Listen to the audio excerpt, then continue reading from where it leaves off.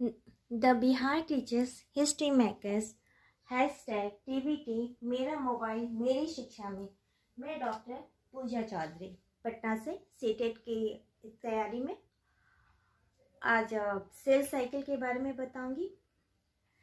Cell cycle बताने से पहले, इस चैप्टर को स्टार्ट करने से पहले एक इंटरेस्टिंग पहलू बताती हूँ कि एक सिंगल सेल जाइगोट वो कंटिन्यूअस डिवाइड करने के बाद, डिविजन्स करने के बाद एक बेबी ह्यूमन के फॉर्म में आता है।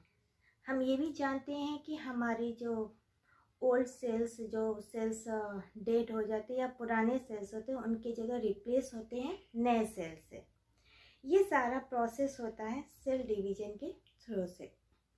सेल डिवीजन के थ्रू से क्या होता है कि न्यू सेल्स बनते हैं, ओल्ड सेल्स को के रिप्लेस करते हैं।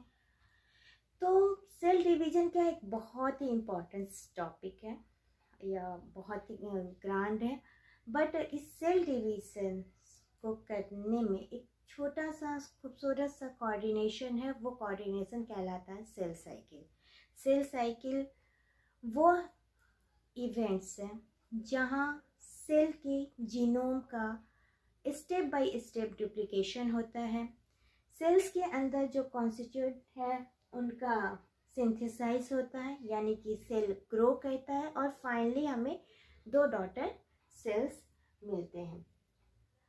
तो सेल साइकिल क्या है? सेल साइकिल एक ऐसा इवेंट है जहाँ स्टेप बाय स्टेप सेल के जीनोम का डुप्लीकेशन होता है।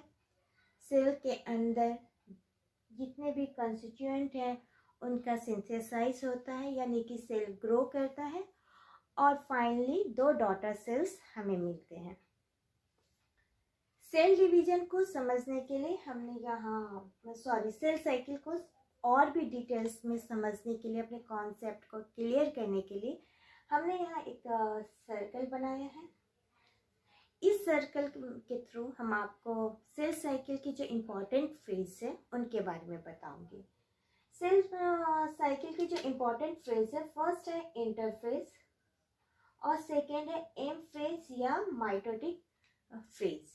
इंटरफेज को रेस्टिंग फेज भी कहा गया है। इंटरफेज को रेस्टिंग फेज भी कहा गया है।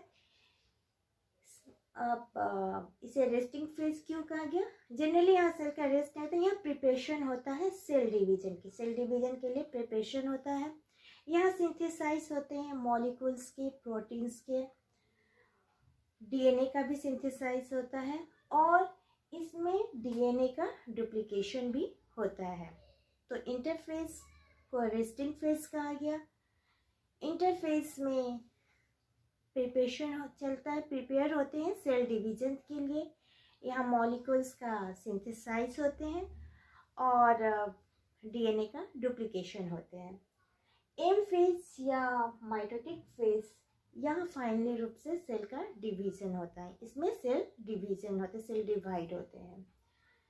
अब एक बड़ा ही इंटरेस्टिंग बात बताती हूँ कि एक ह्यूमन सेल्स के 1 सेल साइकिल को कंप्लीट करने में 24 आवर्स लगते हैं।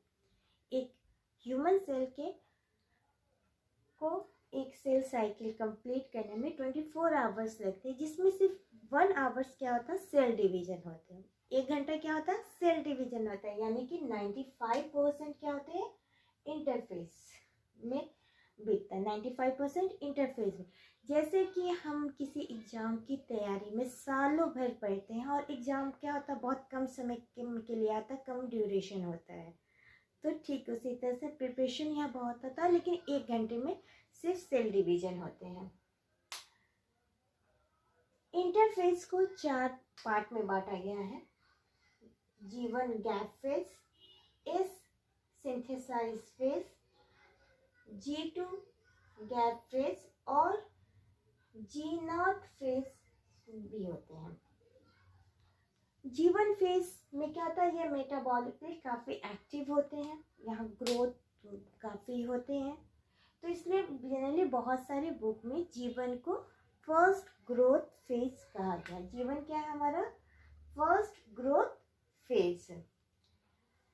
इस फेज में या सिंथेसाइज फेज में या सेल के न्यूक्लियस में डीएनए का सिंथेसाइज होता है और रेप्लिकेशन होता है। यहाँ सेंट्रियोल का भी डुप्लीकेशन होता है, स्पाइंडल फाइबर्स बनते हैं और डीएनए जिसमें लिपटा रहता है वो हिस्टोन प्रोटीन का भी यहाँ सिंथेसाइज होता है। तो नाम ही इसका इस सिंथेसाइज फेज। तो यहाँ देख लेना है क्या डीएनए का सिंथेसाइज हो रहा है, हिस्टोन प्रोटीन का सिंथेसाइज हो रहा है।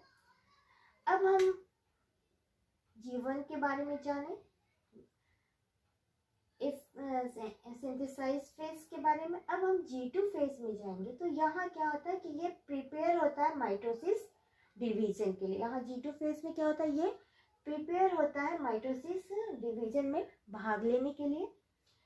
और G2 में क्या होता है, प्रोटीन का सिंथेसाइज होता है, वो भी ट्रांसलेशंस के थ्रू से।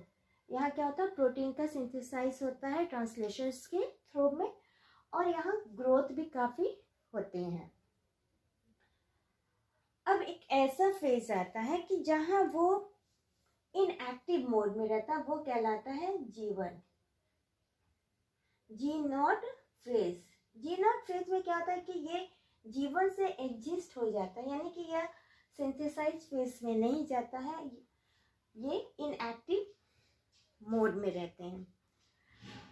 जैसे कि हम ह्यूमन में बहुत ऐसे बॉडी पार्ट होते हैं जो बार बार सेल डिवीज़न नहीं कर सकते। जैसे हमारा हार्ट है, वो बार बार वो उसमें सेल का डिवीज़न नहीं होगा। और भी बहुत सारे हैं, या किसी कारण से कोई पार्ट्स डैमेज हो गए या रिपेयर है या रिप्लेस है, तो वहाँ सेल डिवीज़न नहीं होता है, तो वो हो जाता है इनएक्टिव। तो वो इनएक्टिव स्टेज होता है। अगर इस इनएक्टिव स्टेज में मेटाबॉलिकली काफ़ी वो एक्टिव हैं, तो इनमें मल्टीप्लिकेशन नहीं होगा, यानी यहाँ इनकी संख्याएं नहीं बढ़ेंगी। क्योंकि बायोलॉजी में क्या है, या तो मल्टीप्लिकेशन हो या डिवीज़न हो, जो भी हो, लेकिन रिजल्ट है कि हमारे संख्या बढ़े। लेकिन यहाँ क्या होगा, ये मेटाबॉलिकली काफ़ी एक्टिव भी हो जाएगा इनएक्टिव स्टेज में, तो इनकी संख्या बहुत ज़्यादा बढ़ेगी नहीं। अगर बॉडी का रिक्वायरमेंट होता है, इनकेस बॉडी का जो रिक्वायरमेंट होता है, तो फिर ये सेल साइकिल में इन्वॉल्व हो जाते हैं। तो G0 फेज के बारे में जानें कि G0 फेज क्या है, इनएक्टिव स्टेज है।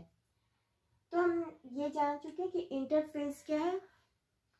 इंटरफेज क्या है, रेस्टिंग फेज, और ये 4 तरह के हैं, G1 gap phase, synthesize phase, G2 phase और G0 फेज। इसी तरह से एम फेज हो या माइटोटिक फेज, ये 2 तरह से है, कैरियोकाइनेसिस फेज और साइटोकाइनेसिस फेज। कैरियोकाइनेसिस फेज यह फेज, इसमें न्यूक्लियस का डिवीजन होता है, और साइटोकाइनेसिस में साइटोप्लाज्म का डिवीजन होता है। कैरियोकाइनेसिस के जो प्रोसेस है, उनमें जो फेज है, प्रोफेज, मेटाफेज, एनाफेज और टेलोफेज। तो आई थिंक कि सेल साइकिल में कहीं कोई कंफ्यूजन नहीं होना चाहिए। तो सीटेट के लिए ये जो मेरा दो तीन वीडियो थे, उसमें सेल के बारे में, सेल साइकिल के बारे में, बहुत सारे जो एग्ज़ाम के लिए जो उपयोगी है, उन सब के बारे में मैंने संक्षिप्त में, शॉर्ट में ही बताया, क्योंकि एग्ज़ाम का भी नज़दीक आ रहा है। तो ये मेन टॉपिक है, उन टॉपिक पे आप इसको देखें। तो बस आज के लिए इतना ही।